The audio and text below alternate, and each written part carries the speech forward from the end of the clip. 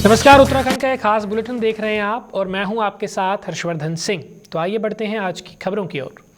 राज्य की त्रिवेंद्र सरकार के टिहरी महोत्सव को लेकर कांग्रेस प्रदेश अध्यक्ष प्रीतम सिंह ने त्रिवेंद्र सरकार पर निशाना साधा है। प्रीतम ने कहा है कि एक तरफ जहां चमोली में आपदा से लोग पीड़ित हैं तो दूसरी तरफ सरकार टिहरी में महोत्सव मना रही है, जबकि इस आपदा की घड़ी में सरकार को टिहरी महोत्सव का आयोजन नहीं करना चाहिए था। साथ ही प्रीतम ने कहा कि चमोली के रैणी गांव में आपदा आने के बाद कांग्रेस ने अपने सभी कार्यक्रमों को निरस्त कर दिया था, लेकिन दूसरी तरफ त्रिवेंद्र सिंह सरकार प्रदेश भर में शिलान्यास कर रही है।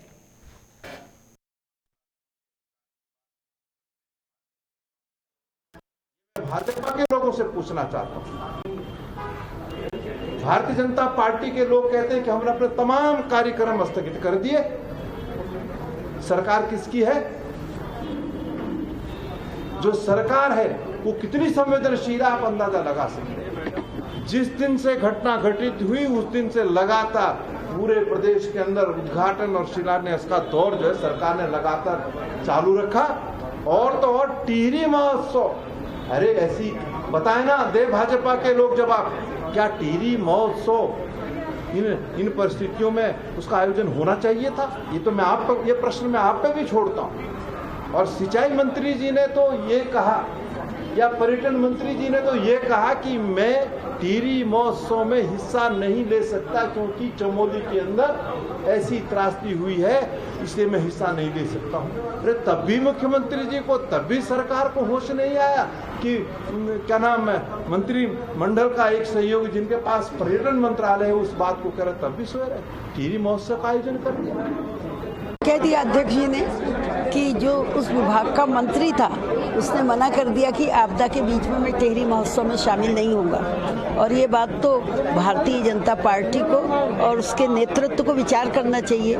जहां लोग अपने परिवारजनों की खोज में घूम रहे हैं, तमाम लापता है, ऐसे कष्ट के समय में जहां कमाने वाला एक है और उसका पता नहीं चल रहा है, ऐसे समय में कोई भी महोत्सव, एक टिहरी महोत्सव नहीं, किसी प्रकार का महोत्सव नहीं मनाना चाहिए। उत्तराखंड के गैरसैंण के भराड़ी सैन में 1 मार्च से 10 मार्च तक होने वाले बजट सत्र को लेकर कांग्रेस ने सरकार को घेरने की रणनीति बना रही है। नेता प्रतिपक्ष इंदिरा हृदयेश ने कहा कि बजट सत्र होना जरूरी है। उन्होंने कहा कि बजट सत्र में विधानसभा की पटल पर सरकार से पूछा जाएगा कि आखिर सरकार ने चमोली में आई आपदा को लेकर समय पर कार्रवाई क्यों नहीं की। उन्होंने कहा कि कांग्रेस सदन में कार्य स्थगित प्रस्ताव पर भी सरकार को पूछेगी। सूचना है कि इतना बजट आ रहा है, अब बजट जब आएगा तो बजट सत्र होता ही है। बजट नहीं पास होगा तो तनख्वाह नहीं बैठेगी, काम नहीं होंगे। तो बजट आ रहा है, उस बजट में हम लोग डिस्कशन भी करेंगे, बातचीत भी करेंगे, कार्य स्थगन प्रस्ताव भी पूछेंगे और आपदा से जुड़ी हुई घटनाएं भी पूछेंगे। क्यों नहीं वार्निंग सिस्टम, अलार्म सिस्टम क्यों नहीं है? इतनी बड़ी केदारनाथ त्रासदी हो गई, उसके बाद भी हम नहीं जगे तो कब जगेंगे? आखिर हजारों मौत हो चुकी उस समय देश भर के लोगों की। ये तमाम मुद्दे उठाएगा, मजबूती से उठाएगा, जिसका जवाब सरकार दे ही नहीं पाती है। डोईवाला के लच्छीवाला में बने टोल प्लाजा केंद्र पर पहले दिन जमकर हंगामा हुआ। कांग्रेस और उत्तराखंड क्रांति दल के साथ टैक्सी यूनियन के पदाधिकारियों ने टोल टैक्स केंद्र पर प्रदर्शन करते हुए स्थानीय लोगों को टोल में छूट देने की मांग की। कांग्रेस जिला अध्यक्ष गौरव चौधरी के नेतृत्व में तमाम कांग्रेस कार्यकर्ता जहां टोल बैरियर पर पहुंचकर टोल टैक्स फ्री करने की मांग को लेकर प्रदर्शन करते रहे, तो वहीं उत्तराखंड क्रांति दल के कार्यकर्ताओं ने शिव प्रसाद सेमवाल के नेतृत्व में टोल प्लाजा पर प्रदर्शन किया। तो ये जो एलिफेंट कॉरिडोर क्षेत्र में ये टोल टैक्स प्लाजा लगाया, सबसे पहले तो लोग चलो गवर्नमेंट ने लगा ही दिया है, तो कम से कम जो हमारा क्षेत्र के जो 20 किलोमीटर के जो एरिया से आते हैं तो उनके लिए छूट होनी चाहिए। और ये पास की बात कर रहे हैं, हम ये कह रहे हैं जिनका आधार कार्ड DL के माध्यम से छूट होनी चाहिए। अब आप देखिए कोई अगर भानी वाले से आता है तो ये मुश्किल से 2 किलोमीटर, अगर हर्रा वाले में जाता है 2 किलोमीटर का एरिया वो इस पर कवर करता है, क्या वो यहाँ पर टोल देगा? तो हमारी यही मांग है कि अगर यहाँ पे पूरे 20 किलोमीटर के एरिया को नहीं छोड़ा गया तो ये यहाँ पे आंदोलन शुरू होगा। और अभी तो आज ये नमूना है, नहीं तो कल से हमारे पूरे किसान क्षेत्र के और जितने भी हमारे क्षेत्रवासी हैं, अभी भगवानपुर में 20 ये विरोध मेरा कम से कम 2 महीने से चल रहा था। और आज स्थानीय लोगों ने तो देख भी लगे कितनी परेशानी हो रही है। अगर हम माता घाट इसमें मंदिर में जा रहे हैं, माता मंदिर जा रहे हैं या लक्ष्मण सिंह जा रहे हैं, उसमें 170 रुपये हमें आने जाने का इनको देना पड़ेगा। और हम क्यों दें? जिसके हम 2 किलोमीटर की जिस रोड पे हम नहीं चल रहे हैं उसके पैसे क्यों दें? स्थानीय लोगों को छूट मिलनी चाहिए। इसी छूट के विरोध में मैंने आज आंदोलन कराया। यदि हमारे स्थानीय लोगों को कोई छूट नहीं मिली तो आगे कोई आत्मघाती हम कदम उठा सकते हैं। इसकी जिम्मेदारी सारी शासन प्रशासन। डोईवाला में संयुक्त किसान मोर्चा के नेताओं ने रेलवे स्टेशन पर पहुंचकर रेल रोकने की कोशिश की, लेकिन भारी पुलिस बल की तैनाती के कारण किसान रेल रोकने में सफल नहीं हुए, जिसके बाद संयुक्त किसान मोर्चा के कार्यकर्ताओं ने रेल स्टेशन पर बैठकर धरना प्रदर्शन किया। आंदोलनकारी किसान नेताओं ने सरकार से तीनों कृषि कानूनों को वापस लेने की मांग की।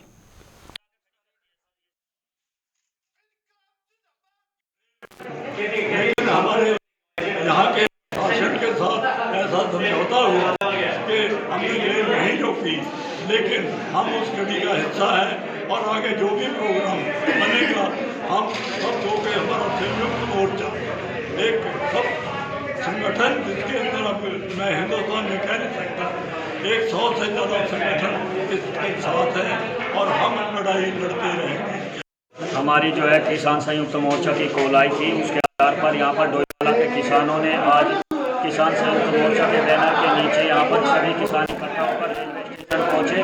और मैं सरकार से पूछना चाहता हूँ, सरकार जो ये रवैया कर रही है, किसान क्या ये आतंकवादी खालिस्तानी दिखाई देते हैं? जो हमारे चाचा ताऊ प्रशासन के आदमी जो हमारे सामने लगाए गए हैं, क्या इनमें खालिस्तानी पाकिस्तानी दिखाई दे रहा था? जो किसान अपनी मांग के लिए डोईवाला रेलवे स्टेशन पर आ रहा था, मैं सरकार से पूछना चाहता हूँ ऐसा क्या हो गया था जो इतनी भारी फोर्स लगानी पड़ी यहाँ पर? ऐसा क्या हुआ था? किसान थे, किसान अपनी मांग ज्ञापन यहाँ पर डोईवाला जो है रेलवे स्टेशन मास्टरी है उनको दिया गया है। किसानों के रेल रोको आंदोलन को लेकर प्रशासन पूरी तरह से अलर्ट नजर आया। किसानों द्वारा रेल रोको कॉल के चलते सुबह से ही डोईवाला के रेलवे स्टेशन पर भारी पुलिस बल को तैनात कर दिया गया था, ताकि किसान अगर रेल रोकने की कोशिश करें तो किसानों के आंदोलन को रोका जा सके और रेलगाड़ियों की आवाजाही पर इसका कोई असर ना पड़े।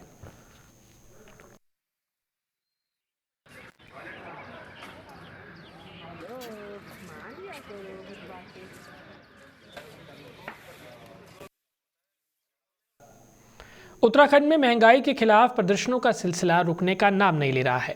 राजनीतिक पार्टियां महंगाई को मुद्दा बनाकर राजनीति रोटियां सेंकने में लगी हुई हैं।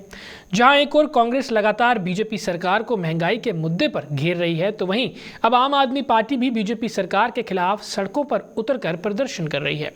महंगाई को लेकर आम आदमी पार्टी के कार्यकर्ताओं ने देहरादून के गांधी पार्क पर लकड़ी का चूल्हा जलाकर व गैस सिलेंडर रखकर केंद्र सरकार के खिलाफ नारेबाजी की।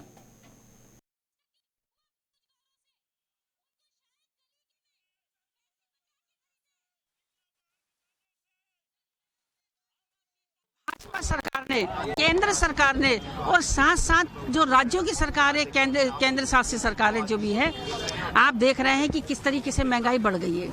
हमारे सारे मुद्दे आके रुकते हैं डीजल पे। डीजल इन्होंने 100 से पार पहुंचाने की कोशिश कर ली है। पेट्रोल पे हम कहीं आ जा नहीं सकते और अब आम आदमी पार्टी का नारा है कि साइकिल खरीद ले, सारा हिंदुस्तान और साइकिलों पे सवारी करे। पेट्रोल वो आप देखिए, सिलेंडर में सारे सिलेंडर रखे हुए हैं, कौन जलाएगा सिलेंडर? 800 रुपए का सिलेंडर कौन खरीदेगा? आप सोचो, जिनकी 2000-3000 रुपए महीना इनकम हो वो लोग सिलेंडर 800 रुपए का खरीदेंगे। सरकार की आंखें बंद हो चुकी हैं। ये जनता विरोधी सरकार है, ये जनता की दुश्मन सरकार है।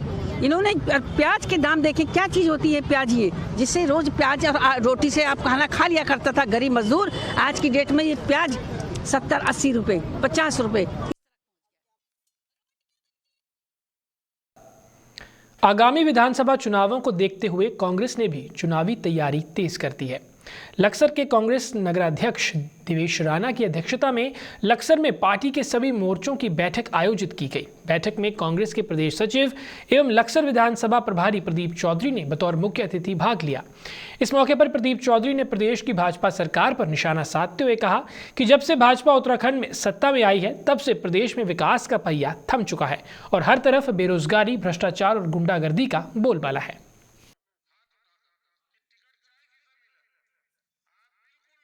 का प्रचार हो और बीजेपी के भ्रष्टाचार और बेरोजगारी को बढ़ावा देने वाली और हिंदू मुस्लिम और सांप्रदायिकता फैलाने वाली इस पार्टी का विनाश हो, तो इसकी देश से जल्दी बिताई।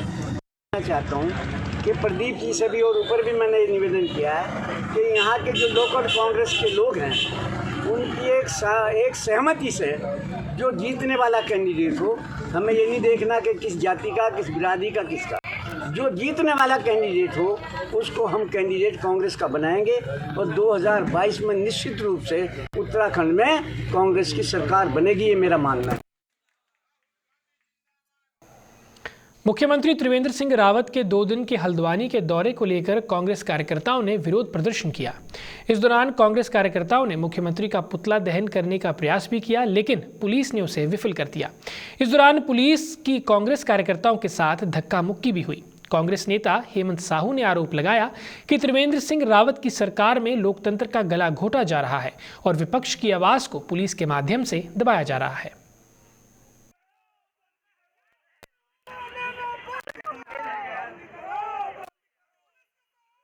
लोकतंत्र हनन कर रही है त्रिवेंद्र रावत सरकार पुलिस का सहारा लेकर, जिसका कांग्रेस पार्टी घोर विरोध करती है। हम मांग करते हैं ऐसे तानाशाह सीएम को हल्द्वानी में आने की कोई जरूरत नहीं है। जो इस प्रदेश के, इस हल्द्वानी शहर के विकास में रोड़ा बना हुआ है, ऐसे व्यक्ति को मुख्यमंत्री की कुर्सी से नैतिकता के आधार पर इस्तीफा देना चाहिए। जिस तरीके से ISBT का काम मड़ंगा लगाया, रिंग रोड के काम में अड़ंगा लगाया, यहाँ के युवाओं को रोजगार देने की बात करें तो उसमें अड़ंगा लगाया, सड़कों की बात करें तो उनकी बदतर हालत है, स्वास्थ्य सेवाओं की बात करें तो उनकी बादहाल हालत है। तो सरकार नाम के इस प्रदेश के अंदर कोई चीज नहीं बची। सीएम साहब बेवजह के दौरे कर रहे हैं।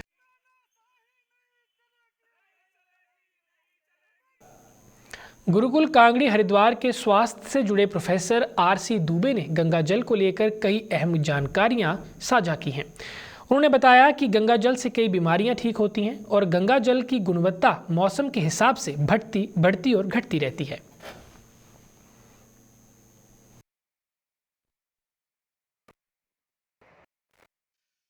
गंगा के गुणवत्ता की बात है, यह सीजन के अनुसार गुणवत्ता बदलती रहती है। जब यहाँ भीड़ ज़्यादा होगी, ज़्यादा लोग आएंगे, ज़्यादा गंदगी फैलेंगे तो गंदगी रहेगी। जहाँ स्नान करते हैं वहाँ के जल को मुंह में डालेंगे। मुंह में डालने के बाद जब पानी निकाल देते हैं तो उससे ढेर सारी ऐसे किसी को जो माइक्रोबियल डिजीज है, बीमारी है, मुंह के अंदर लगी है, फेफड़े में है, तो वहाँ पर जाती है। नाक भी साफ करते हैं तो वह गंदगी जाएगी।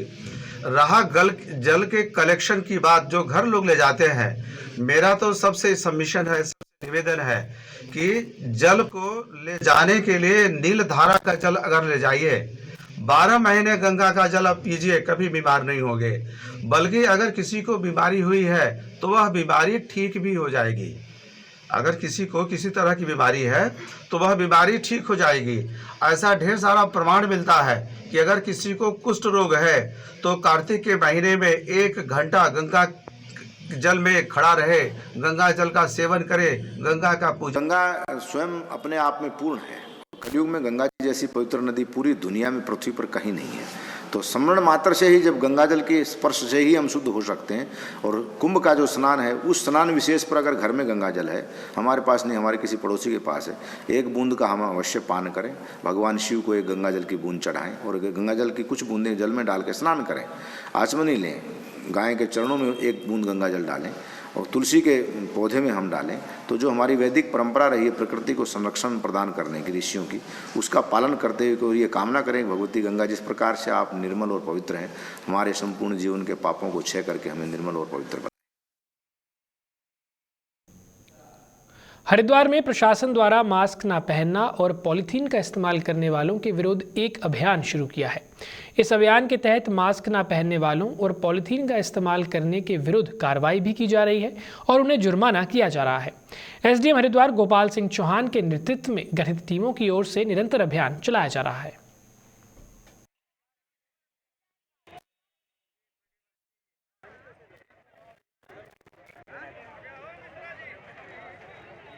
कर दें?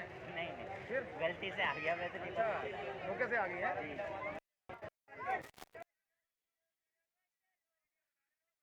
प्लास्टिक का सामान हमने जब्त किया है और उसके बाद आज हम लोग पीठ में आए हैं और पीठ में भी हम ये मैसेज दे रहे हैं कि जो प्लास्टिक का जो पॉलीथीन वगैरह है वो बिल्कुल भी कोई यूज़ ना करें और जिससे भी मिल रहा है उसके हम चालान भी काट रहे हैं आज।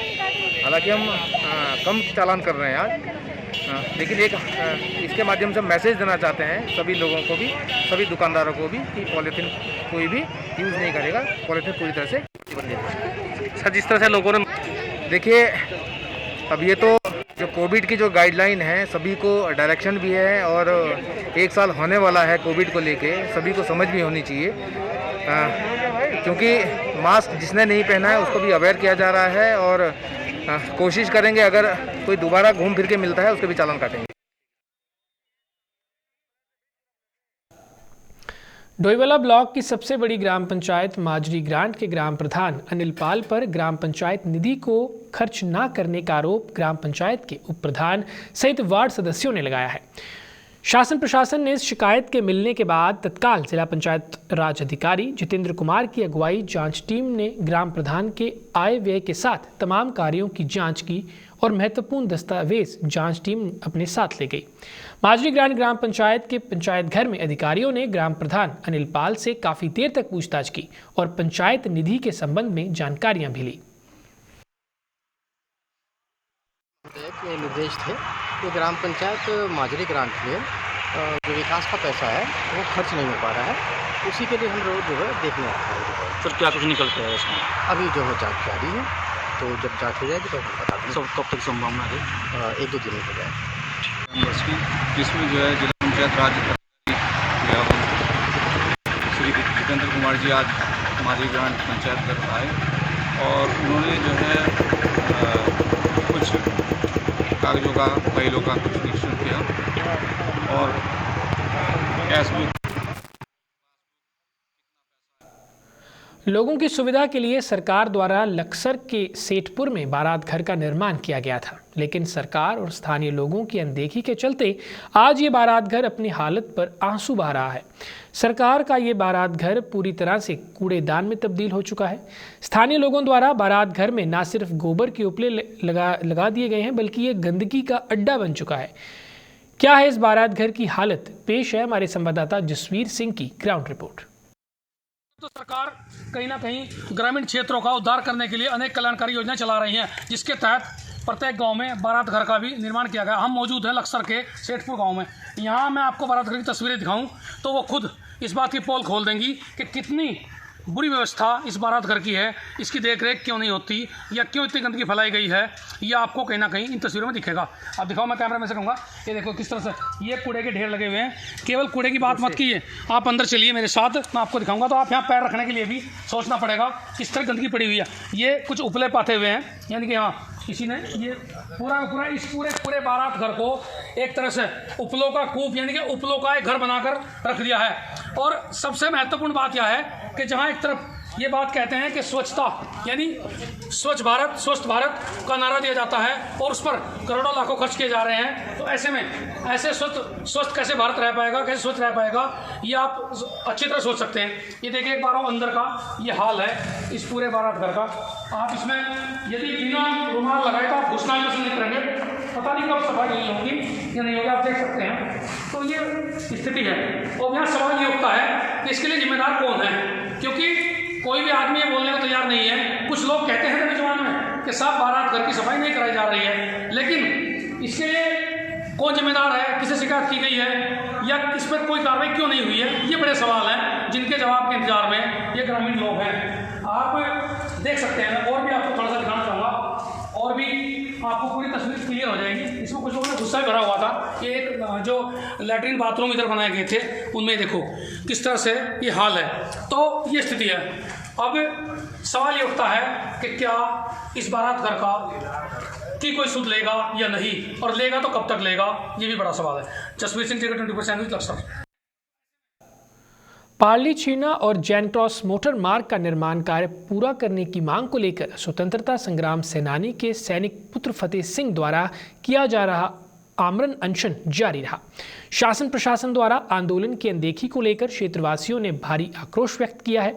वहीं क्षेत्र के भाजपा पदाधिकारियों व पंचायत प्रतिनिधियों ने भी इस मामले में फतेह सिंह का समर्थन किया और चेतावनी दी कि अगर शाम तक सड़क के निर्माण कार्य को लेकर सकारात्मक जवाब नहीं मिला तो वह सामूहिक इस्तीफा देकर उग्र आंदोलन करने पर मजबूर हो जाएंगे।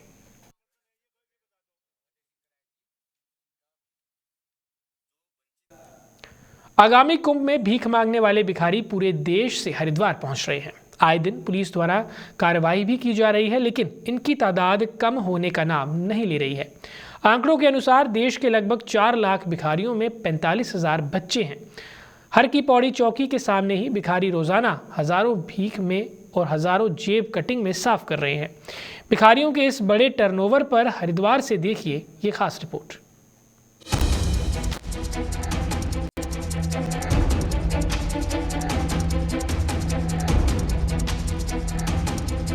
हर की पौड़ी पर आए श्रद्धालु अमरदीप ने बताया कि यहाँ भिखारी का आतंक है और इनके अपने बच्चे नहीं लगते, क्योंकि कोई भी स्त्री अपने बच्चों से इस तरह भीख नहीं मंगवा सकती है।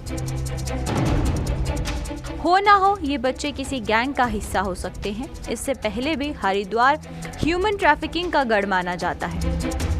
और के कहने पर नहीं जाऊंगा, मैं अभी यहाँ खुद मौजूद हूँ और मैंने 2-3 महिलाओं को अभी खुद देखा है जिनकी गोद में नवजात बच्चे हैं और पहनावे से भी जो नहीं लगता कि वो भिखारी होंगे या फिर किसी ऐसे परिवार से होंगे जिन्हें ऐसे भीख मांगने की ज़रूरत होगी। और अभी कुछ देर पहले एक महिला मेरे पास खुद आई, अच्छे खासे उनका पहनावा भी बिल्कुल सही था और वो बिल्कुल एक ठीक ठाक घर से लग रही थी। उन्होंने मुझे कहा कि मेरी मदद कर दीजिए, मैं अपने घर जाना चाहती हूँ। मैंने उन्हें कहा कि आप गंगा सभा के ऑफिस चले जाइए, वहाँ से आपको मदद हो जाएगी। तो वो वहाँ नहीं गई, वो मेरे से आगे बढ़कर किसी और के पास चली गई। हर की पौड़ी पर भिखारियों का तांडव आए दिन जारी रहता है। भीख ना देने पर भिखारियों द्वारा आए दिन जमकर उत्पात मचाया जा रहा है और पुलिस चौकी के सामने ही एक श्रद्धालु के साथ मारपीट और छीना झपटी भी की गई। हरिद्वार के व्यापारी संजय त्रिवाल की माने तो कुछ दिन पहले ही 2 भिखारियों ने पुलिस चौकी के बाहर एक श्रद्धालु के साथ मारपीट की थी। श्रद्धालु का कसूर सिर्फ इतना था कि भिखारी को देने के लिए उसके पास खुले पैसे नहीं थे। कोई भिखारी की तरफ ध्यान नहीं है। भिखारी मुफ्त नहीं करा जा रहा हरिद्वार को, हर की पौड़ी क्षेत्र को, सुभाष घाट को, गऊ घाट को। बुरा हाल है भिखारियों का। ये तीर्थ जो आ रहे हैं, श्रद्धालु आ रहे हैं, ऐसी छीना झपटी करते हैं। पहले भी कई बार वीडियो चल चुकी इस तरह की, पहले भी हम कई बार दिखा चुके, मगर कोई ध्यान नहीं किसी भी तरह का। सब अपनी मस्ती में मस्त है। गंगा सभा छोटे बच्चों को लेके भीख मांगने का एक धंधा परंपरा चल रही है। मेरे को तो लग रहा है कोई गैंग आया हुआ है और कोई पीछे इसकी मोटरिंग कर रहा है। एक तरह से वहीं वो रुमाल सूंघ रहे हैं, नशा कर रहे हैं और वहीं लूटमारी कर रहे हैं। शहर में जहां देखो वहां एक चीज बड़ी कॉमन और चर्चित नजर आती है, वो है धर्म नगरी हरिद्वार के प्रसिद्ध मंदिरों के बाहर भिखारियों की अच्छी खासी तादाद। मंगलवार का दिन हो तो हनुमान मंदिर, गुरुवार का हो तो साईं मंदिर और शनिवार को शनि मंदिर के आसपास भीख मांगने वालों से मुलाकात हो ही जाती है।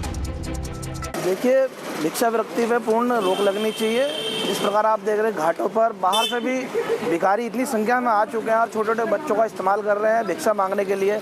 बच्चों की शक्ल दिखा के, अंग भंग दिखा के अपना जिस प्रकार यात्रियों से एक छीना झपटी करके भिक्षावृत्ति की आदत पड़ गई है और अपार दौलत कमा रहे हैं भिखारी लोग। पैसा इनका ब्याजों पर चल रहा है, बड़े संपन्न हो चुके हैं। इन्होंने एक धंधा बना लिया, तो पुलिस को तत्काल इस पर भिक्षावृत्ति पर तो रोक लगानी चाहिए।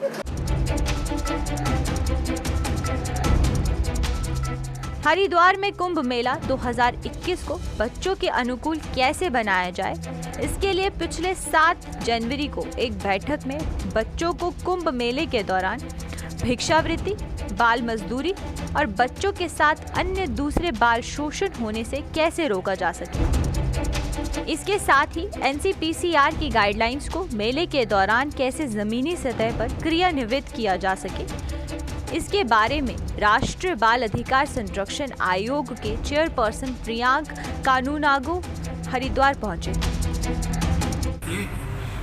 जिला प्रशासन के साथ मिलकर, मेला अथॉरिटी के साथ मिलकर आज ये तय किया गया कि NCPCR की जो चाइल्ड फ्रेंडली मेला आयोजित करने की गाइडलाइन है, जो चिल्ड्रन इन स्ट्रीट सिचुएशंस को, जो सड़क पे या भिक्षावृत्ति वाले बच्चों को किस प्रकार पुनर्वासित किया जाए, इसके लिए जो स्टैंडर्ड ऑपरेटिंग प्रोसीजर है उसका पालन करते हुए इस पूरे के पूरे मेला के आयोजन को चाइल्ड फ्रेंडली ढंग से आयोजित किया जाएगा।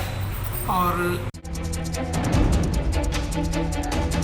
हरिद्वार के एसएसपी सेंथिल अबुदेई का कहना है कि हरिद्वार में लगभग 300 बच्चों को शिक्षा की ओर अग्रसर किया गया है। चाइल्ड फ्रेंडली मेला के अंतर्गत कुंभ में बच्चों पर हो रहे अत्याचारों पर निगाह रखी जा रही है।